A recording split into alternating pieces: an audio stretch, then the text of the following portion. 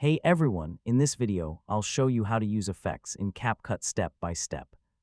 So if you want to create cinematic edits, viral TikToks, gaming montages, or smooth social media videos, yeah, CapCut effects can make your edits look way more professional. First, open CapCut and create a new project. Then import the clips or photos you want to edit. Now tap on the effects option at the bottom of the screen. This section includes video effects, body effects, transitions, and trending presets. Next, choose a video effect you want to use and tap the checkmark to apply it.